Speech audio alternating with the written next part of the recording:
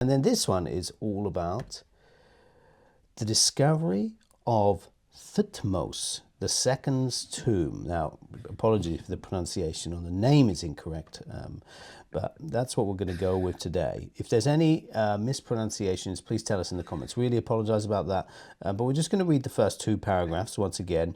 The full article and all of the definitions and the game to try and help you learn the definitions is all in the description for free, so pick it up.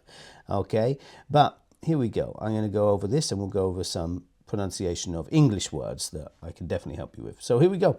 In a groundbreaking archaeological discovery, the tomb of Pharaoh Thutmose II has been unearthed near Luxor, Egypt, marking the first royal tomb found since King Tutankhamun's in 1922.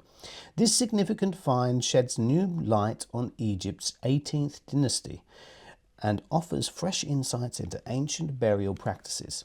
The joint Egyptian-British expedition, led by Dr. Piers Litherland, commenced its exploration in October 2022 in the western Wadis near the Valley of the Kings.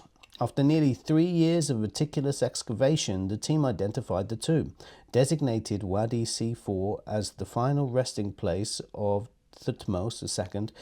This discovery resolves a long-standing mystery surrounding the burial site of this enigmatic pharaoh. Okay, let's look at some tricky English words. First one, archaeological. Archaeological. Watch out for that one. In the middle, it's a bit of a mess, isn't it?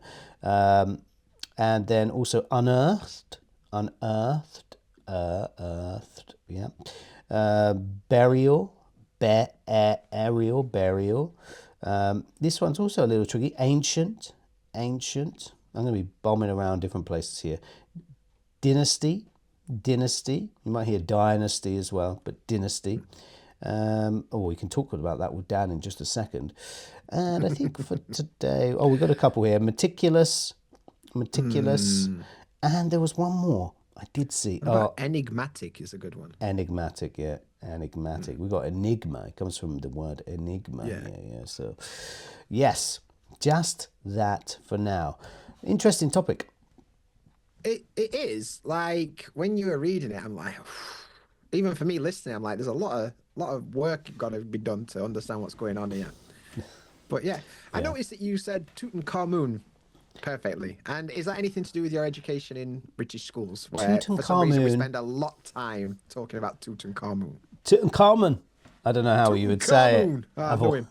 Yeah, Tutankhamun. Yeah, we did project. I think every student in the UK do a project on Tutankhamun and Egypt and the pharaohs and hieroglyphics and all that stuff. Yeah, Anubis. Yeah. And did you get to make your own papyrus? No, I didn't. You were obviously. We did. In a rich part of Yorkshire, I think it's because we couldn't really afford paper to write on this project. I wondered where that draft paper came from. Dear. So basically, like a sweatshop for making paper. That's what we call Yorkshire, the sweatshop of the sweatshop of the north. It would have been good the first time. Never mind. Okay. The sweatshop of the north. Okay, so this has got quite a lot of tricky words in, and the further reading as well has a lot of tricky words. So make sure you get that PDF in the description. But this is an interesting topic, and let's go through a couple of tricky words. First one is archaeological. Yeah, archaeological. So related to archaeology, right? The study of like old rocks. They dig stuff up and, like, oh, look, this is a bone from King Richard II, or, whatever it is they do. Basically, it's what caused Jurassic Park. It's what caused Jurassic Park. I blame you, archaeologists, all of you. How dare you, that real situation of Jurassic Park. How could you do it? I went to the cinema. I know what I saw. Yeah. All that. Jeff Goldblum, I'll get you for this. Yeah, you're right. A man shouts at cloud kind of thing. Yeah, archaeological. It's useful. Actually, in the UK, we have a long-running, I don't know if it's still running, but a very long-running TV show presented by Baldrick, Tony Robbins from Blackadder, They're called Time Team. Time Team. Time Team. And they used to go, Yeah. because England has so much rich history from like warring periods of Sure. Yeah. before Yeah. the Yeah. French invaded and after the French invasion, and there's so much there that, and the Roman from 2,000 years ago as well, the Roman settlements. So they go to many different places in the UK, and they basically excavate a massive area of land to see what they can find. And it's always super interesting. And then they also reconstruct things from that period that they're expecting to find there. So they might reconstruct like some kind of old tool that they would have made, and they show you in the same way that they would have made it back then. So it's quite an interesting TV show, Time Team. It's on YouTube. There's tons of Is videos for it it? as well. Yeah, I yeah, might yeah. actually look at that. It's good. It's good. Yeah. Baldrick's the main guy. Yeah. He his name's not Baldrick, but he's most What's his well name? Tony known. Robbins or something? No, that's that famous Tony entrepreneur Tony guy. Tony Robinson. Robinson. Sorry, yeah. Yeah. He's most famous for playing an idiot character in, like, someone who's not clever, in a very famous comedy called Blackadder with Rowan Atkinson, Mr. Bean, essentially. Yeah. Yeah. So he always has a cunning plan. He always has a cunning plan. So he plays this like, Yeah. I only remembered him in that, and then suddenly saw him on TV talking extremely intelligently about these historical things. And I'm like, how can... What's gone on here? I'd say Yeah. another example of that is when you see Adrian Edmondson in something Oh, where Dole, he's like yeah. in the Yorkshire Dales. And like he's known for whacking people with frying pans, but Yeah. then suddenly like In he's really eloquent. Like, what's gone on here? Unbelievable. The guy in the young ones, and then in bottom, and then suddenly he's so intelligent. So I watched him on Wilty, Would I Lie to You? Yeah. And yeah, I was just shocked when you hear his voice. It's just amazing, really. A lot of them are like that, though, to be honest with you. Rowan Atkinson as well, yeah. Okay, let's go to the next one anyway. Unearth, to unearth something. Yeah. So like if you imagine, let's consider that if something is buried, it's earthed, and if it's unearthed, it's no longer buried. It's like dug up. I suppose that's a good way of saying it. Yeah, I mean, it could be a bit confusing, though. It could sound like you're making something not earth anymore, but really it's... Or just throwing it in the sky. but like it was earth, and then suddenly you're transforming it. But actually, yeah, no, it's just, it was underground, and now it's essentially not. Yeah. I think a big thing here that's important is like Earth is the planet, but Earth is also the material, the ground, like the soil or whatever. Well, there could be, unearth could be something from another place in the universe as well. Yeah. I'm just trying to think how a student might think literally about these things, which is normally where an issue comes, isn't it? Sure. In misunderstanding. So, but you can also unearth secret, or like that's the thing. Sherlock Holmes might unearth something that helps him solve a Some, like, mystery. evidence. Yes. Yeah. So it's not just a physical thing; it can be something, in the mind as well. Okay, let's go to the next one, which is tomb. Oh, I didn't do that for pronunciation. gonna MB. say, Watch no out for the B. MBs. No B on the MB. Okay. So tomb. But Tomb. It sounds like a musical instrument. Tomb. But tomb. yeah, so Tomb, made famous by Laura Croft, obviously, Tomb Raider. Tomb Raider. A burial place for a person, and usually like underground, famous or like powerful people in the past. They'd have like basically the pyramids, isn't it? Like they're basically Surrounded by their bling bing. Bling bling. Did I say bling bing? Bling bling. But either way, like bling bling. Like, Very 90s reference to yeah, I'm gonna say, when did you become a '90s rapper? bling bling. It's bling bling. If you didn't know, bling bling is basically just expensive items, usually gold, shiny things. Essentially. Yeah, like you're a magpie. Yep. So Tomb, yes, Tomb Raider is a good example. The 90s game, 2000s game. Shed light on something. We're back to Sherlock Holmes again. Yeah. If you shed light on something, it's kind of like you provide new information or new insight or a new way of looking at something. Yeah. Yeah. Elementary, my dear Watson. is. So, yeah, to shed light. It's a very useful phrase, I think. But trying to think of how you would really use it in your everyday life, it's a bit tricky, I think. Maybe at work, like, oh, I think we need to shed some light on this part of the report. Like we need to try and, the sales are down, but if we shed light on the bigger picture, you can see that it's because of whatever. Yeah. Okay, yeah, this is a good example. Nice. Maybe something like that. 100%. Meticulous. That's a good word. Um, like proper pay attention to detail. Like Stu is meticulous when it comes to pronunciation. Like Not you of, don't not of mess around. non-English words. No, they don't count. I did pretty bad with some of them today, I think. But yeah, meticulous. Quite useful. I'm going to say quite useful. I mean, you wouldn't really say it, I don't think, so frequently. You might hear it. You'll hear it on TV for sure. And it's again crime dramas. You'll hear meticulously doing things, Yeah. or like a Usually you'll see it documentary. as an adverb, like somebody meticulously looked at something. Yeah, yeah, But even then, it's kind of academic, isn't it? You might hear it in like academic, or even like, if you're doing like IELTS or whatever, you might come across this word. yeah. Written But in daily form, life, we probably, but spoken. Yeah, you wouldn't necessarily say it. Did something in yeah, detail might be done instead, or yeah. you know. And then the last one, it's all about you. Enigmatic. Well, I'm an Oh, enigma wrapped in a mystery. That's me.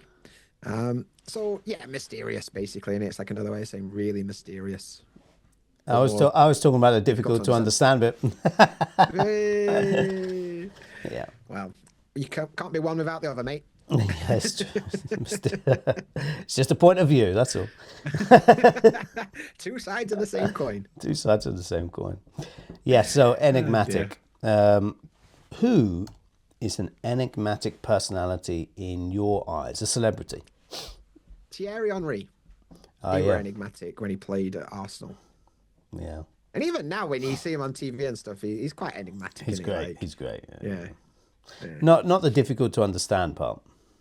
But like mysterious in a way. Like, I don't know, there was just something about him that he were quite enigmatic. Yeah, when I How think about of you? enigmatic, I think of like, you know, has a strong personality, can lift other people up kind of thing as well. It's kind of collected inside the same thing.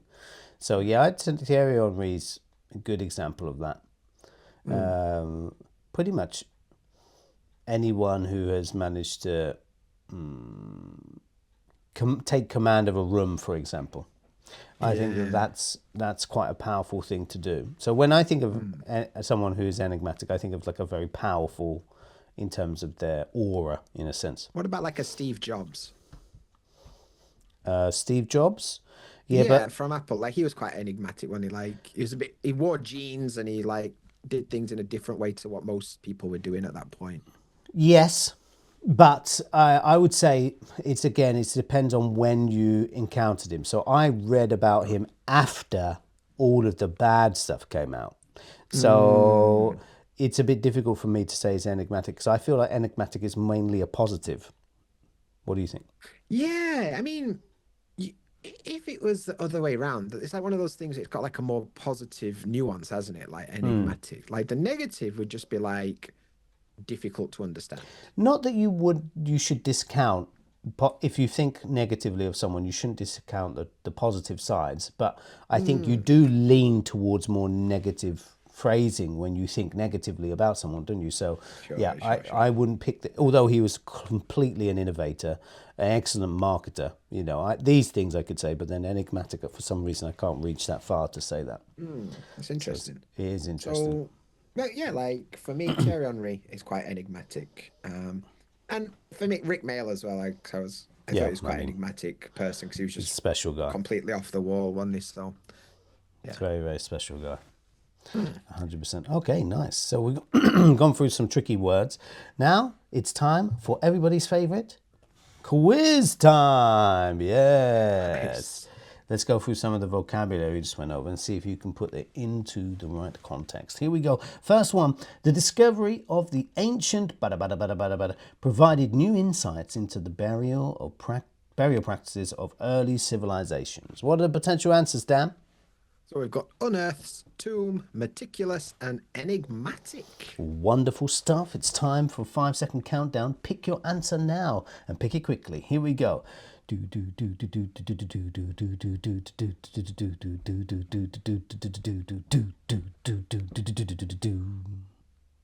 was Sounds like cool. I get the impression there was a lot of toms there in that drum kit. and Harry's Franks. Richards. I don't know, to be honest with you. I don't. Musical But, yeah. vocabulary is your field, not mine, unfortunately. But yeah, I there was some instrument. What's the answer, Dan? What's the answer? There was some instrument. It's Oh, true. dear. It's true. Okay. Okay, so the correct answer is tomb, right? Tomb, the discovery of the ancient tomb. Yeah, Yes, you're right. The answer is tomb. that cracks me up. Okay. Question 2. Okay, the scientists' research helped blah, blah, blah, blah, on the origins of the lost civilization. What do we reckon? Well, there's some potential answers for you guys to pick from. We have shed light, unearths, meticulous, and enigmatic. Okay, So we got 5 seconds. Here we go. get your toms out.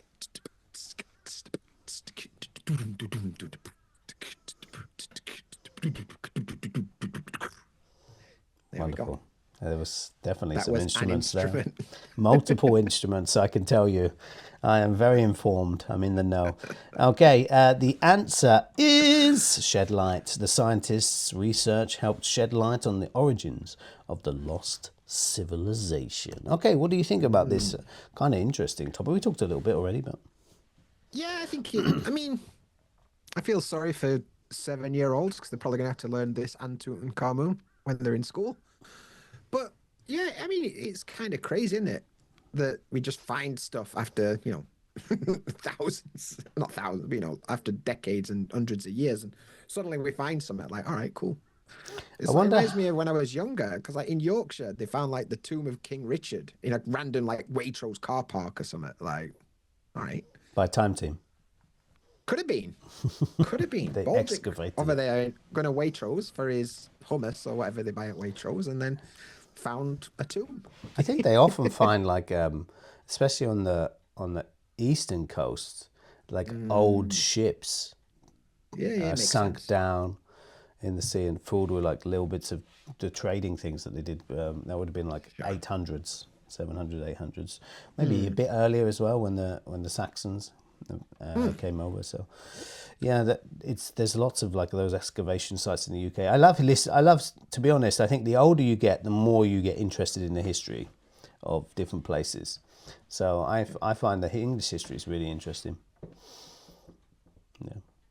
All right, I failed this. So I don't know. Yeah. Okay, this is where you say, yeah, that was something you said. That was a thing. That was a thing. Obviously, Dan hates history. We've just found out. Yeah, I mean, when I was young, I didn't really care about history. Oh, me neither. I'm destined to repeat the mistakes, apparently. What? You know what? There were 2 subjects I didn't care about when I was younger. Actually, 3, but there were mainly 2. One of them was history. One of them was English, and now it's turned around. I hated English in school. Yeah, like, me let's too. be honest. Like, we had to, like Geoffrey Chaucer and Canterbury Tales. Jesus, I've rolled my eyes Christ. then. Obviously, it's very important literature now. Especially for our job, we can look back and Is it? actually. Well, I mean, Even it's now, I'm useful just for us like, who because you can use it cares? for explaining stuff. I mean, that's kind of useful. But apart from that, you won't go in detail. Of course, that'd be crazy. But yeah, as a kid, yeah, definitely. Like, it's not. I don't think it's. I think there's uses to it, but I don't think it's taught well. I'll put it that way. Oh, it's Like, not. It's you learn. definitely You have to like memorize some of the stuff. It's like like, really, really pointless. I've got to memorize this particular passage. Like, why? Why am I ever going to use this? This is the problem I had with school in general, to be honest. I think the Shakespeare side is okay because he obviously introduced a lot, and that had such a big impact. But during Chaucer's time, that it depends where you were in the UK to what spellings they were using still. So Madness. it's an interesting document for an English teacher, but not necessarily for students. I think. What kind of things? I remember. I think our school kind of did things a bit differently to most. We did poems and stuff like that. Oh, what was your? I should ask. What was your like main book that you had to read through the whole thing?